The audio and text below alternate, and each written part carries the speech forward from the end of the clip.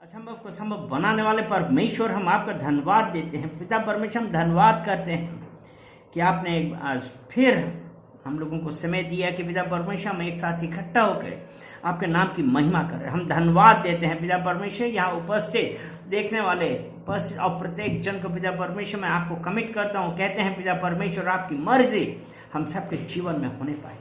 पिता परमेश्वर आपका अनुग्रह सबके ऊपर होने पाए। पिता परमेश्वर आपने अपना पुत्र इसलिए भेजा क्योंकि आपने जगत से प्रेम करते थे, और जिसने विश्वास किया पिता परमेश्वर और जिसने स्वीकार किया उसको अनंत जीवन मिला, क्योंकि आप चाहते कि कोई नाश ना हो वरन अनंत जीवन पाए। पिता परमेश्वर हम आपका धन्यवाद करते हैं। हम धन्यवाद करते हैं कि पिता परमेश्वर कि आपने हम सबके लिए अपना एकलौता पुत्र भेजा।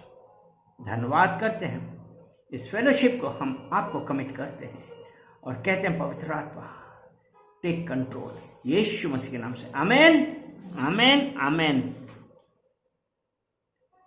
परमेश्वर हम लोगों से क्या चाहता है? हम लोग उससे प्रेम कर रहे हैं,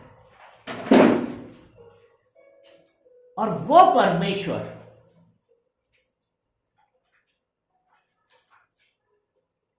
से कितने लोग प्रेम करते हैं? करते हैं परमेश्वर से प्रेम कि नहीं करते हैं? आमेन, हालेलुया।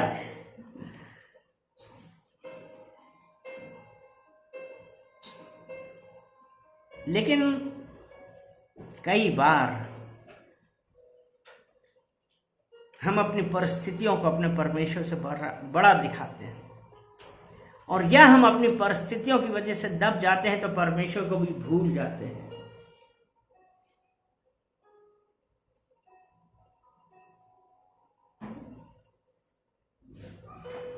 क्या हम अपनी परिस्थितियों से भय खाएं? क्या आज हम जिस सिचुएशन में हैं, जो आ गई है, तो उसमें हमको ऐसा लगने लगा कि अब हमारे लिए कुछ नहीं बचा? हमको किससे भय खाना है?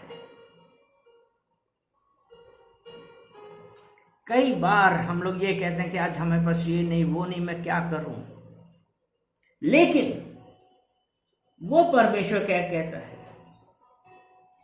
अगर हम लूका की पत्री उसका 12 अध्याय और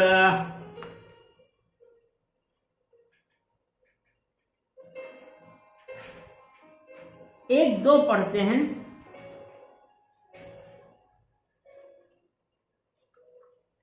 लूका 12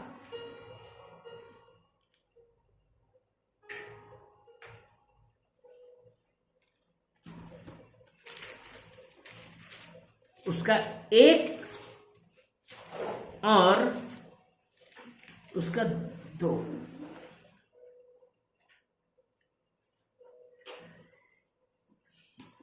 कुछ जरूरी बात। इतने में जब हजारों की भीड़ लग गई, यहां तक कि वे एक दूसरे पर गिरे पड़ते थे, तो वह सबसे पहले अपने चेलों से कहने लगा, फरीसियों के कपट रूपी खमीर से चौकस रहना। यहां परमेश्वर हमको क्या बता रहा है? हिपोक्रेसी के बारे में, मतलब कि हमारे रीति रिवाज, उसने कहा ना कि कपट रूपी, मतलब जहां पे कपट है, खमीर से। और खमीर का क्या काम है? खमीर खराब तो करता ही करता है, लेकिन आप गुंधे हुए खमीर में, वो गुंधे हुए आटे में थोड़ा सा खमीर डालते हैं तो क्या होता है?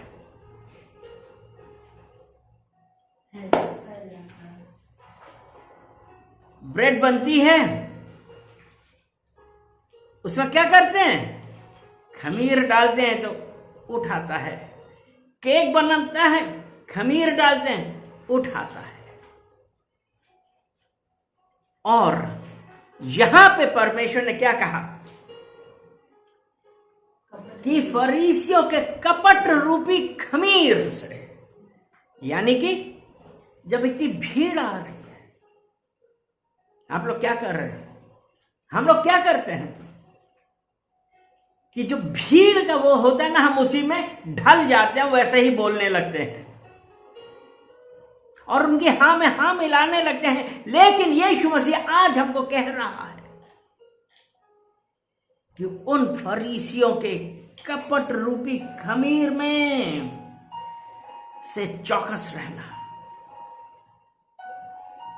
अगर हम उनके साथ रहे, अगर हम उनकी विधियों पे, उनकी प्रथाओं पे चलने लगे, तो परमेश्वर से हमको शायद क्या पक्का कुछ नहीं मिलेगा, क्योंकि हम प्रथाओं पे चल रहे हैं और मनुष्यों की प्रथा जो है वो हमको परमेश्वर के करीब तक नहीं ले जाती है। इतनी प्रथाएं हैं, इतने रीति रिवाज हैं, इतनी विधियां हैं, हमको ये नहीं पता कि उसका अंत क्या है। हमको ये नहीं पता कि जो आज हम कर रहे हैं उसका मतलब क्या है, उससे क्या फायदा। और जब हम इन्हीं में चलते हैं तो हम परमेश्वर से कुछ पाते नहीं हैं।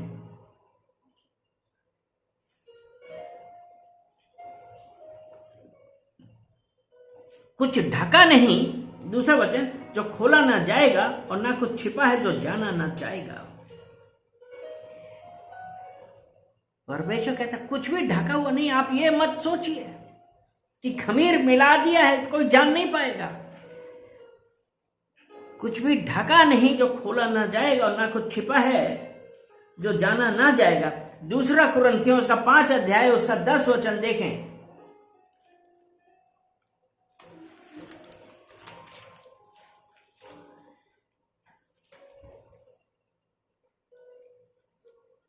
अभी हमने पढ़ा ना, कुछ ढका नहीं जो खोला ना जाएगा और ना कुछ छिपा है जो जाना ना जाएगा। यानी कि कुछ भी छिपा नहीं, परमेश्वर से कुछ भी छिपा नहीं है। मनुष्य की आंखों से ढका रहता है। क्या है? मनुष्य के पास से ढका रहता है, मनुष्य ना जान पाए, लेकिन परमेश्वर सब जानता है। दूसरा कुरिन्थियों उसका 5 अध्याय उसका 10 वचन, क्योंकि अवश्य है कि हम सब का हाल मसीही के न्याय आसन के सामने खुल जाए कि हरेक व्यक्ति अपने अपने भले बुरे कामों का बदला जो उसने देह के द्वारा किया पाए। हर बात का न्याय होगा। ये नहीं सोचना है कि परमेश्वर नहीं जानता है।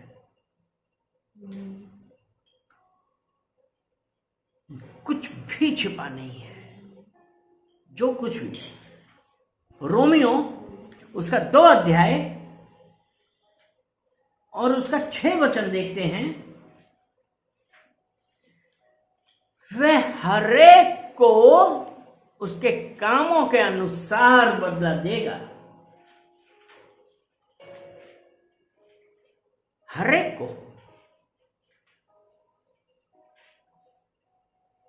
प्रत्येक जन को उसके कामों के अनुसार बदला देगा, क्योंकि कुछ भी छिपा नहीं है जो जाना ना जाएगा। आप किससे छिपा रहे हैं? आप किससे बचने की कोशिश कर रहे हैं? लेकिन परमेश्वर जो सब कुछ जानता है,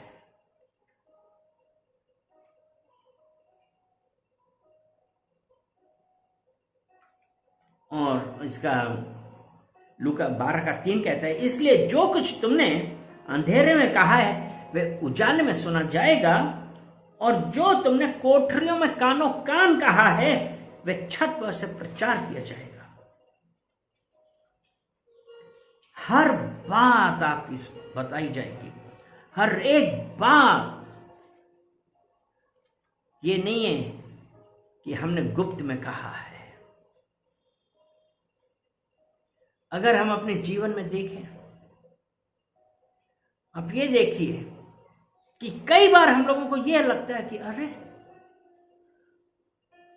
वो भी ऐसा कह सकता है, क्यों?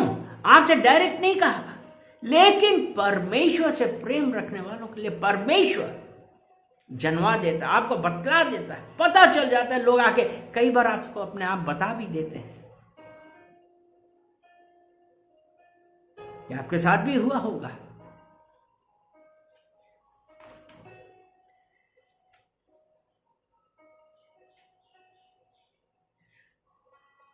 और अगर हम मत्ती 12 उसका 36 और 37 देखते हैं,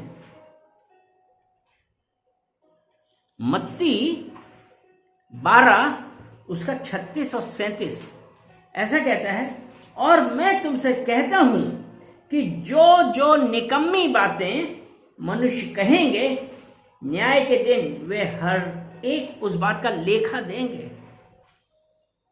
हर एक बात का।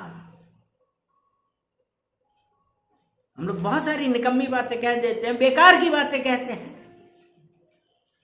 और इसी जीभ से कई बार हम शापित बातें, वचन बोल जाते हैं, गाली बकते हैं, बुराइयां करते हैं, कुड़कुड़ाते हैं। और यही कुड़कुड़ाने का था। और जब कुड़कुड़ा रहे थे, बुरी बातें कर रहे थे, तब क्या हुआ था? वो परमेश्वर क्रोध करता है। और उस कुड़कुड़ाने का परमेश्वर ने क्या किया था?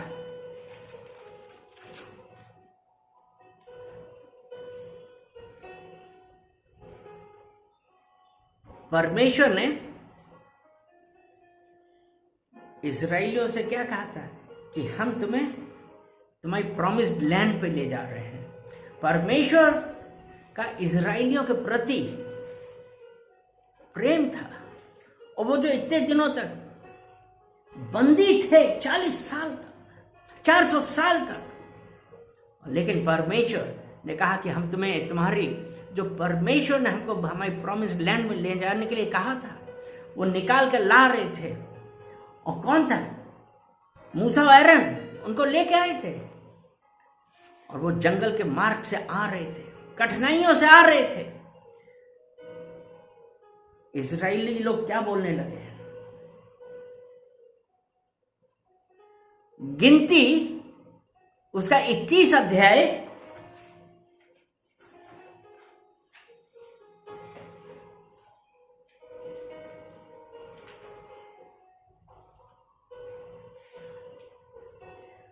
और उसका 5 वचन या 4 से हम पढ़ लेते हैं। फिर उन्होंने होर पहाड़ से कूच करके लाल समुद्र का मार्ग लिया कि एदोम देश से बाहर घूमकर जाएं, और लोगों का मन मार्ग के कारण बहुत व्याकुल हो गया। कठिन मार्ग। और वो क्या करने लगे? 5वां वचन है, इसलिए वे परमेश्वर के विरुद्ध बातें करने लगे और मूसा से कहा, तुम लोग हमको मिस्र से जंगल में मरने के लिए क्यों ले आए हो? वो परमेश्वर जो आज आपको और मुझको छुटकारा देने वाला है, स्वतंत्रता देने वाला है, हम लोग अपने मुंह से अपने ब्लेसिंग्स को खो देते हैं। हम अपने आशीष खुद खोते हैं, क्योंकि यहां पे है कि वो कुड़कुड़ाने लगे, परमेश्वर के विरुद्ध बात करने लगे और मूसा से कहने लगे, तुम लोग। और मूसा किसके कहने से? परमेश्वर के कहने से उनको निकाल के लाया था, क्योंकि परमेश्वर ने मूसा को इस काम के लिए नियुक्त किया था। कि तुम लोग हमको मिस्र से जंगल में मरने के लिए क्यों लाए हो? यहां ना तो रोटी है और ना पानी, और हमारे प्राण इस निकम्मी रोटी से दुखित है। वो परमेश्वर जिसका वचन यहोशू 1:5 में कहता है कि तुम्हारे सामने जीवन भर कोई ना खड़ा हो पाएगा, जिस प्रकार मैं मूसा के साथ था उसी प्रकार मैं तुम्हारे साथ हूं। वो परमेश्वर ने यहां पे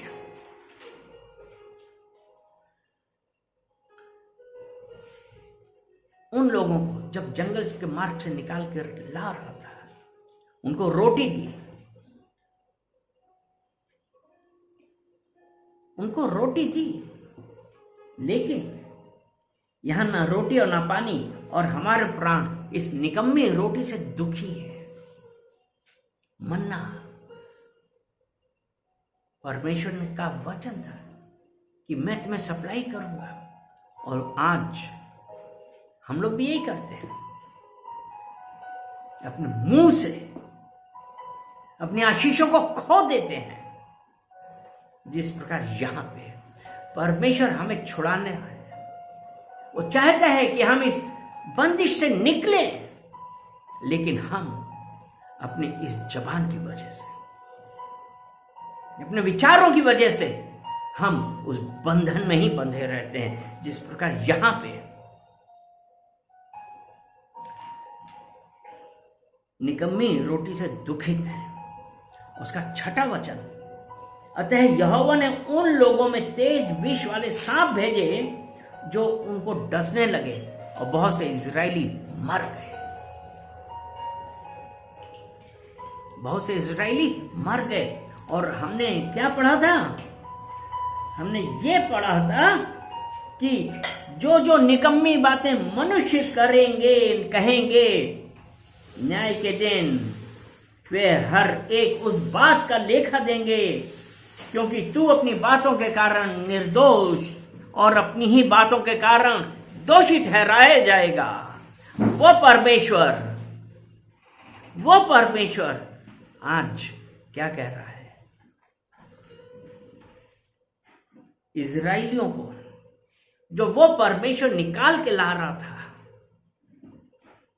वो इजराइलियों को परमेश्वर निकाल के ला रहा था, बंदिश से कुड़कुड़ा रहे थे। यहोवा ने क्या किया? सांप, तेज विष वाले सांप भेजे, और उन्होंने उनको डसा। बहुत से इजरायली मर गए। वचन ने यही था ना, क्योंकि तू अपनी बातों के कारण निर्दोष और अपनी बातों ही के कारण दोषी ठहराया जाएगा। परमेश्वर जब आज हमारे लिए कुछ कर रहा, हमको उसका धन्यवाद देना चाहिए। जो हमारे जीवन में कुछ भी हो रहा है, अगर हम रोमियो 8 और उसका 28 वचन पढ़ते हैं, रोमियो 8 और उसका 28 वचन हम देखते हैं, उसमें ऐसा लिखा है, हम जानते हैं कि जो लोग परमेश्वर से प्रेम करते हैं उनके लिए सब बातें मिलकर भलाई को उत्पन्न करती हैं, अर्थात उन्हीं के लिए जो उसकी इच्छा के अनुसार बुलाए गए हैं। सब बातें मिलकर भलाई को उत्पन्न करेंगी। किसके लिए? जो उसकी इच्छा के अनुसार बुलाए गए हैं।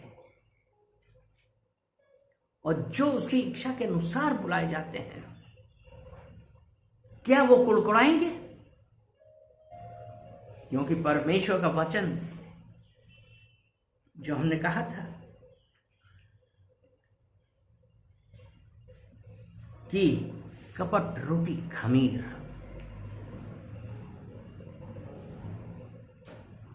से चौकस रहना है।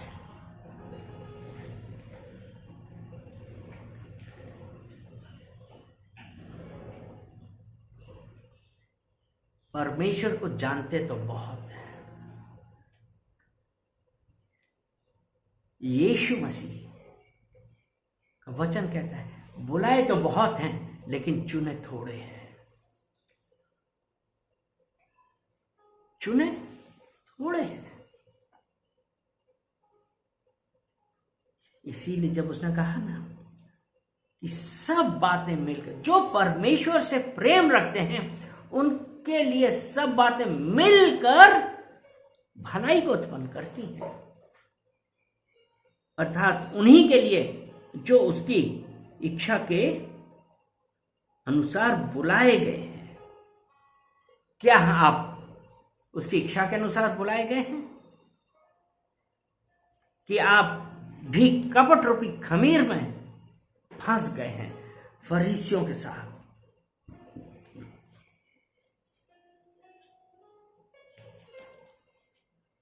वो परमेश्वर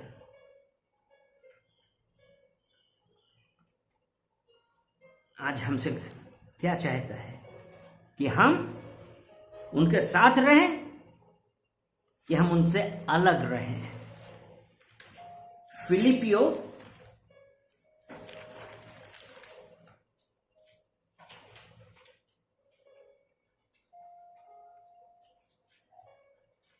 उसका 4 अध्याय और उसका 8 वचन।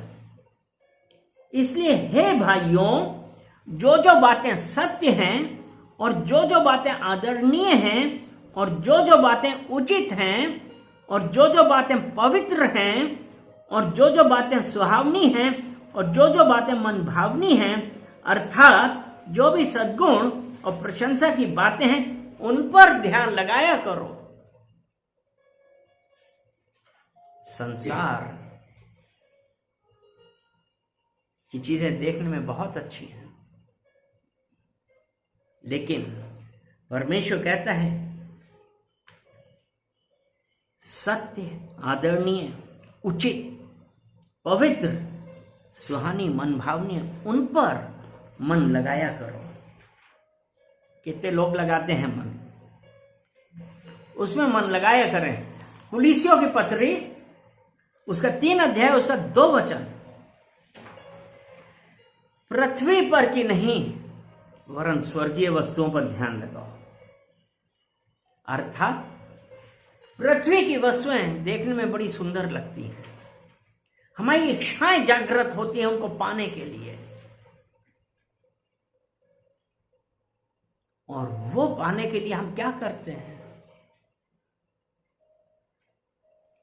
वो वस्तु पाने के लिए हम परमेश्वर के पास से दूर हो जाते हैं ना। वो कहता है पृथ्वी पर की नहीं परंतु स्वर्गीय वस्तुओं पर ध्यान लगाओ। अगर हम पृथ्वी पर की ही वस्तुओं पर ध्यान लगाते हैं तो क्या होता है? याकूब उसका 4 अध्याय और उसका 1 वचन। तुम्हें लड़ाइयां और झगड़े कहां से आ रहे हैं? क्या उन सुख विलासों से नहीं जो तुम्हारे अंगों में लड़ते भिड़ते हैं? हाँ, यानी कि जब हम पृथ्वी पर की वस्तुओं पर ध्यान लगाते हैं तो लड़ाइयां और झगड़े आ जाते हैं। क्या उन सुख विलासों से नहीं जो तुम्हारे अंगों में लड़ते भिड़ते हैं? अर्थात हमारी जो इच्छाएं हैं, जो एक लालच है, एक जो घमंड है कि हमारे पास ये भी होना चाहिए, हमारे पास वो भी होना चाहिए। अगर हम इन वस्तुओं पर ध्यान लगाएंगे, हम परमेश्वर की ओर कैसे ध्यान पाएंगे? क्या आप परमेश्वर की ओर ध्यान तब लगा पाएंगे?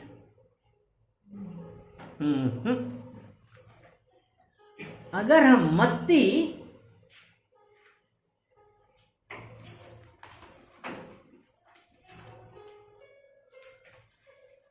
जो भी हम यही देख रहे थे ना, उसमें यही था ना, क्योंकि तू अपनी बातों के कारण, नहीं वही मत्ती का हम यही देख रहे थे ना 12 में, कि तू अपनी बातों के ही कारण क्या किया जाएगा?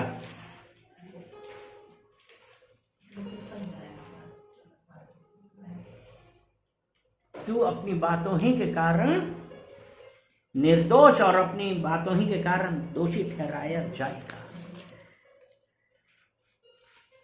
वो परमेश्वर आज हमसे क्या क्या चाहता है? क्या कभी सोचा है? आपके पास बेइंतहा पैसा होना ये मतलब नहीं है कि आप परमेश्वर के करीब हैं।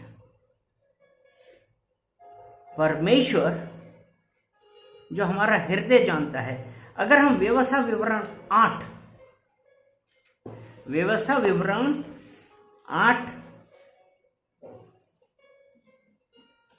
और उसका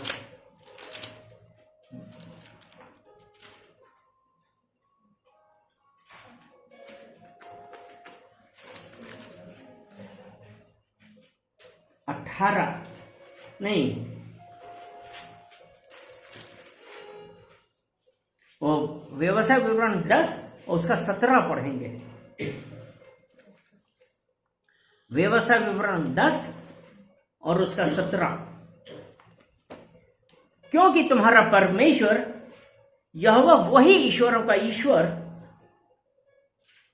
ईश्वरों का परमेश्वर और प्रभु का प्रभु है। वह महान पराक्रमी और भय योग्य ईश्वर है, जो किसी का पक्ष नहीं करता और ना घूस लेता है।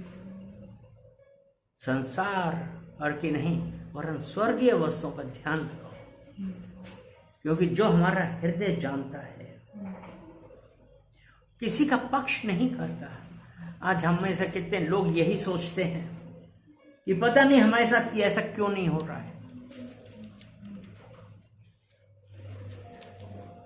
क्या परमेश्वर हमारी प्रार्थना नहीं सुन रहा है? क्या हम उसको प्रिय नहीं हैं? या हम कलीसिया में पीछे बैठते हैं?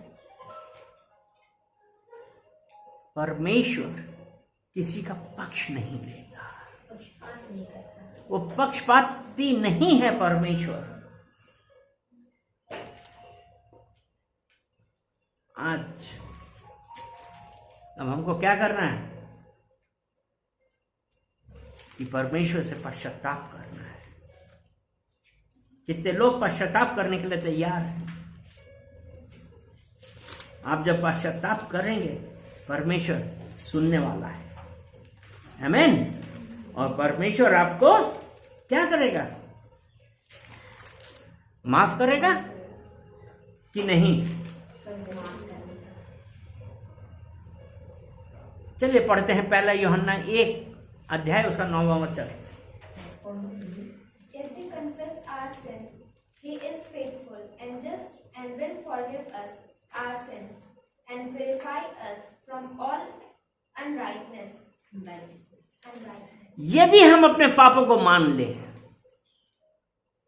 यदि हम अपने पापों को मान लें तो वो हमें माफ करने और हमारे सब अधर्म से क्षमा करने में विश्वास योग्य है। लेकिन क्या हम मान रहे हैं?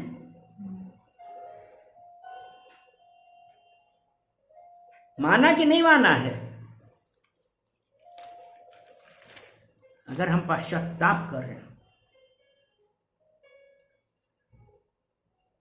तब परमेश्वर हमको देखने वाला, वो हमारी सब बातें पूरी करेगा। Hallelujah.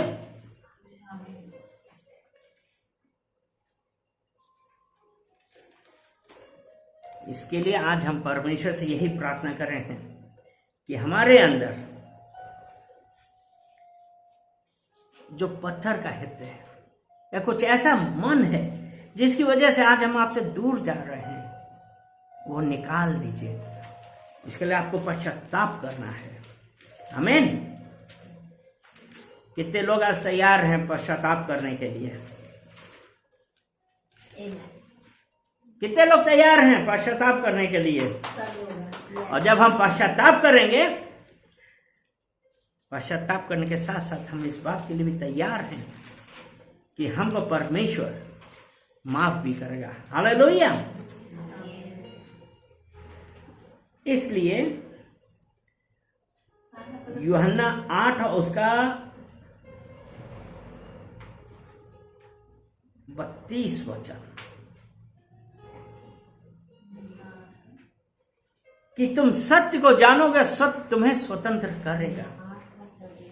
You will know the truth and it will truth will set you free. सत्य जानोगे और सत्य तुम्हें स्वतंत्र करेगा। तो आज हम ये कहें कि परमेश्वर आप हमारे अंदर आइए। आपके अगेंस्ट में हमने जो कुछ भी कहा है, या हमने अपनी परिस्थितियों को, अपनी सिचुएशन को आपसे बड़ा माना है, उसके लिए हम आपसे पश्चाताप कर रहे हैं। अपनी सिचुएशंस को, परिस्थितियों को बड़ा माना, उसके लिए पश्चाताप कर रहे हैं, क्योंकि मुझे पता है कि हर बात हर बात मिलकर भलाई उत्पन्न करती है उनके लिए जो परमेश्वर से प्रेम करते हैं। उनके लिए जो परमेश्वर से प्रेम करते हैं। पिता परमेश्वर, मैंने अपनी परिस्थितियों को अपने सामने रखा, और मैं सिर्फ उनकी तरफ ध्यान देने लगा। पिता परमेश्वर, मुझे माफ करिए कि मैंने आपके विरोध में पाप किया है। धन्यवाद करते हैं कि आपने मुझे माफ किया। सारा आदर महिमा हम आपको देते हैं, यीशु मसीह के नाम से, आमीन।